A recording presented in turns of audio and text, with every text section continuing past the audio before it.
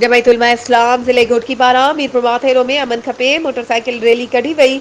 JUI जिले अमीर हाफिज सिराज अहमद चन्ना ऐं जनरल सेक्रेटरी मौलाना अब्दुल गफ्फार चाचड़ तालकंड अमीर सैयद अबू बकर शाह मौलाना अब्दुल्ला लिगारी मौलाना अलादिनो मक्की रैली की अगवानी कई। रैली मौलाना अब्दुल अजीज के मदरसे का घंटा घर मीरपुर माथेरो ताईं कढ़ी वई। रैली के खिताब कंदे जमायत उलमा इस्लाम जिले घोटकी के अमीर हाफिज सिराज अहमद चन्ना चयो त घोटकी में कत्ल चोरियूं फुरियूं आम जाम थी वयूं आहिनि। पुलिस पंहिंजे कम खां गाफ़िल आहे। शहीद नसरुल्ला गडाणी जा कातिल भी पुलिस पकड़े न आहे सघी। अवाम रात जो पंहिंजे इलाइक़े में बि नथी निकिरी सघे। कच्चो बे नोगो एरिया बणियल आहे। जेयूआई जिले घोटकी जे जनरल सेक्रेटरी मौलाना अब्दुल गफ्फार चाचड़ खिताब कंदे चयो त अवामी नुमाइंदनि जी ख़ामोशी हैरान कुन आहे। अवाम जी जान माल जो तहफ़ुज़ नामुमकिन बणियल आहे।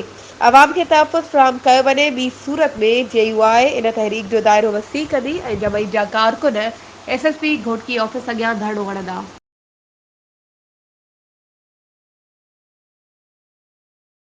वधीक ख़बरुनि ऐं अपडेट्स जे लाइ असांजे चैनल खे सब्सक्राइब कयो ऐं हा बेल आइकन खे प्रेस करणु न विसारिजो त जीअं असांजी हर नई अचण वारी वीडियो तव्हां ताईं पहुची